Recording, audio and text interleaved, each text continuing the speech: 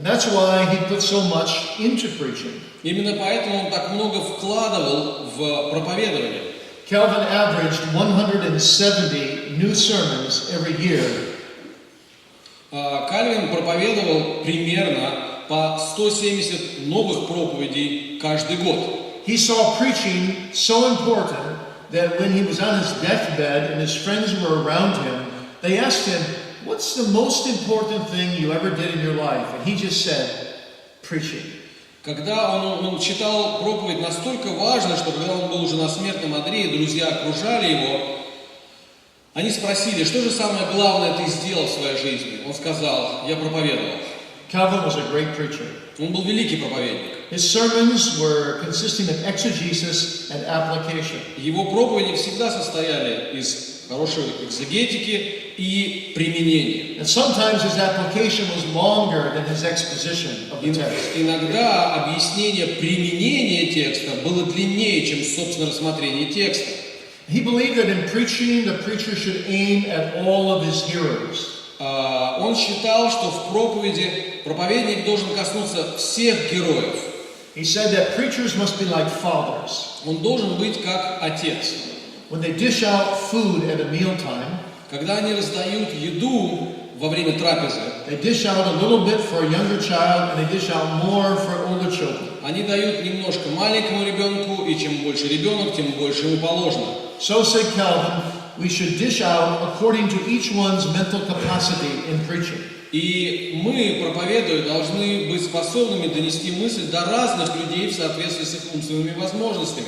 Calvin also taught his congregation how to listen to a sermon. Он также учил свою общину, как слушать проповедь. He taught them what they should be looking for. Он говорил о том, чего нужно ожидать. He taught them in what spirit they should listen. В каком духе им слушать. And how they should listen. И каким образом. He said they should come to church willing to obey God completely. Они должны приходить в церковь, будучи готовыми абсолютно быть послушными Богу. And be made willing to do the sermon. И быть готовыми исполнить то, что будет сказано в проповеди. Calvin said when the sermon is being spoken or done being spoken, it is not yet done. Кальвин говорил о том, что когда проповедь уже произнесена, это не конец проповеди. You've heard the sermon. Вы услышали. Now you've got to go do the sermon. Теперь нужно пойти и сделать то, что было сказано. Calvin also preached in what we call a discriminatory manner. He discriminated between the righteous and the unrighteous. Кальвин также проповедовал то, что вы бы назвали дискриминирующим способом. То есть он четко разделял, кто является праведником и кто нет. He did not assume that everyone in his own flock was saved. Он не считал, что все, кто слушает его проповеди, спасены. Many times in his writings, he estimates that only 20% of his flock has truly heard the sermon. Несколько раз в его произведениях проскакивает идея о том, что, наверное, лишь 20% людей, которые слушают его проповеди, действительно спасены. And so he preached in every sermon to unconverted people. Поэтому каждая проповедь была направлена в том числе и на необращенных людей. Preaching is the center of all evangelism, said Calvin. Проповедь – это центр любой благовестнической деятельности. Also because in the sermon, the minister is modeling how Christians in his flock should go out and speak to others as well. Потому что проповедник во время благовестия моделирует, как христиане должны идти и вести себя по отношению к другим людям. So the preacher's sermons are actually to be a model for his congregation to teach them, by example, how to evangelize themselves. То есть проповеди проповедника должны быть моделью или примером для его прихожан в том, как они должны обращаться и как они должны евангелизировать других. Now, Calvin expanded that centrality of preaching and evangelism throughout the whole city of Geneva. Безусловно, это выходило за границы общины, и проповеди Кальвина были нацелены, собственно, на весь город Женеву. He instituted weekday sermons in addition to Sabbath sermons. Помимо In addition to Sunday sermons. Помимо воскресных проповедей были также проповеди по будням. Weekday sermons were scheduled on Monday, Wednesday, and Friday in all three churches in Geneva. Во всех трех церквях Женевы были проповеди в понедельник, среду и пятницу. And as the Reformation grew, И с ростом реформационного движения Calvin multiplied those sermons Кальвин умножал количество этих проповедей. until the point that by the time Calvin died, К тому моменту, когда Кальвин умер, there was at least one sermon in every single church every single day of the week. в какой-то из церквей всегда в любой день недели было проповедование. And Calvin's goal was evangelization through all these sermons. И целью Кальвина была евангелизация с помощью этих проповедей. But beyond that, Calvin wanted to evangelize all of Europe. Но на самом деле Кальвин хотел благовестничество для всей Европы. He desired to establish a seminary to train men and send them out around the European continent. Он хотел организовать семинарию для того, чтобы готовить мужчин, которые могли бы потом поехать миссионерами по всему континенту. By the time of his death, he was sending out 200 to 300 ministers every single year throughout Europe. К моменту смерти каждый год они выпускали примерно по 200-300 человек для того, чтобы те путешествовали по Европе с благовестием. Most of them went to France. Большая часть из них поехала во Францию. But many of the theological students went to Scotland and to England and to the Netherlands. Но многие из его студентов теологического факультета поехали в Голландию, Шотландию, в Англию. And some also went to Poland and Czechoslovakia and Hungary. Некоторые поехали в Польшу, в Чехословакию, в Венгрию. France, Calvin's own homeland, was a special country of focus for him. Для него, безусловно, очень важной была Франция, поскольку это была его родина. It was a dangerous country in which to evangelize because of the Roman Catholics. Из-за отношений римско-католической церкви это была страна, где было опасно евангелизировать. When Calvin's theological students would leave his seminary and go back to France, Когда студенты семинарии оставляли свои скамьи и переезжали во Францию, and they would say goodbye to each other, они прощались друг с другом. they wouldn't just say goodbye, Они говорили не просто «ну, до свидания», but they would embrace each other and say, we'll see you in glory. они обнимались и говорили «увидимся во славе». Because the average pastor trained in Calvin's school that went back to France lived for 18 to 24 months. Потому что средняя продолжительность жизни пасторов, которые были подготовлены в семинарии Кальвина, продолжалась лишь от 18 до 24 месяцев.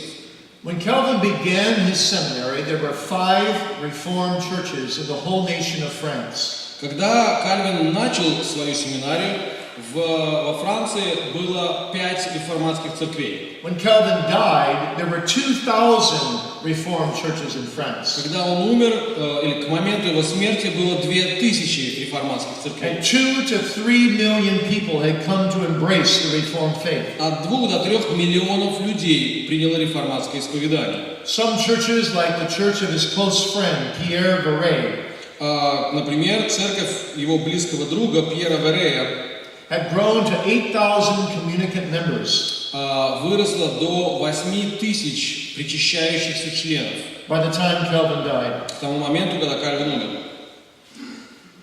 In 1572, eight years after Calvin died, В 1572 году, то есть через 8 лет после того, как он умер, the Roman Catholics were so upset that more than 10% of the population of France had embraced the Reformed faith католики были настолько выведены из себя тем фактом, что порядка 10% приняло реформатство, that they murdered 70,000 Reformed pastors and leaders throughout the whole nation of France in one night. Что больше, чем 70 тысяч пасторов и лидеров были убиты в течение одной ночи. It's called the St. Bartholomew's Day Massacre. Вы знаете, что это Варфоломеевская ночь. But the church continued. Но церковь осталась жива. Yet continued persecution from Roman Catholicism eventually drove out the French Protestants. привело это к тому, что продолжающиеся преследования как бы вывели или вытолкнули протестантов за пределы Франции. And they became known as the Huguenots. Их стали звать гугеноты. And they went into all different countries, Они переехали в разные страны, enriching the churches where they went обогащая церкви, в которой они пребывали. to escape persecution. Пребывали для того, чтобы избежать преследования. Then Calvin also got involved in missionary work in Brazil. Так или иначе, Кальвин был также связан с миссионерской деятельностью в Бразилии. Let me give it to you very briefly. Очень кратко ее опишу. His consistory or his session got a request from Brazil to send ministers to Brazil to help out and to propagate the gospel. Его консистория, ну или вот как бы близкий круг сотрудников его общения получил просьбу о том, чтобы послать служителя в Бразилию для того, чтобы развивать реформатское учение и благовестие. And Calvin's consistory responded favorably. They sent out 2 ministers of the gospel. Они ответили положительно на эту просьбу и послали 2 служителей. And 11 lay leaders with them. Помимо 2 рукоположенных, они послали 11 мирян. They set sail in 1556. В 1556 году они снарядили корабль. But they found the evangelistic work to be terribly difficult. Но обнаружили, что евангелиционная работа ужасно трудна. So Calvin sent more people. Тогда они послали еще людей. But eventually the pastor there Но в итоге пастор местный, wrote to Calvin and в смысле said, тот, который там находился, написал Кальвину с такими словами. "We are frustrated in our hope of revealing Christ to the local natives. Мы очень расстроены тем, как безуспешно идет презентация, ну как бы вот представление Христа местным людям.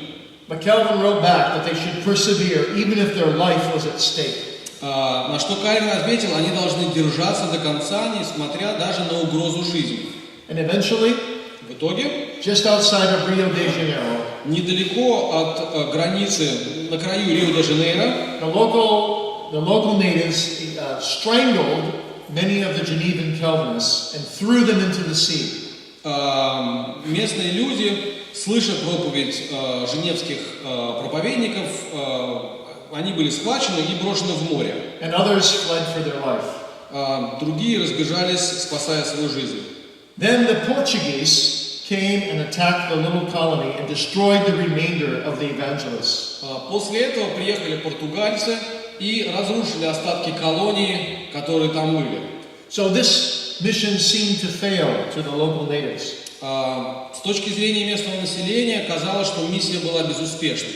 But it's interesting that a contemporary of that day wrote a book about Calvin's experience. Но интересно, что современник писал практически в те же самые дни жизнеописание Кальвина. And in that book he wrote these words. И в этой книге он написал такие слова. A barbarous land, utterly astonished at seeing the martyrs of Jesus Christ die, Варварская страна поражена тем, как умирали свидетели Иисуса Христа. will one day produce the fruits that such precious blood has been at all times prone to produce. Когда-нибудь из капель этой крови появятся плоды, дороже которых ничего не может быть. It's no coincidence that today И не случайно, что сегодня Brazil is seeing a revival in the Reformed faith. как раз в Бразилии наблюдается возрождение реформатской веры. Today there are several conferences all around Brazil where hundreds, even thousands of ministers get together. Буквально сегодня по всей Бразилии идет несколько конференций, где сотни, а может быть даже тысячи служителей собираются в обсуждении Слова Божьего. And seek to encourage each other to evangelize. Для того, чтобы поддержать друг друга и побудить друг друга в благовестие. Well, you see, Calvin did what he could with his own resources. Кальвин делал то, что он мог, используя те ресурсы, которые у него были. He, of course, had time constraints. Но у него были, безусловно, временные ограничения. He had all kinds of work to do in Geneva. Ему нужно было много чего сделать в Женеве. But what we learned from Calvin is that whenever there was an opportunity, he took that opportunity to evangelize. Но то, чему мы можем научиться от него, это использовать любую возможность для благовестия. Whether it was close to home or far away. будет ли это близко от дома или где-то вдали. Now, how does all of this apply to us today? Как это все применимо к нам? That's my last thought. Последняя часть. I want to say two important things. Две важные вещи. First, the glory of God is Calvin's motivating factor for evangelizing. Для Кальвина мотивирующим фактором была слава Божия.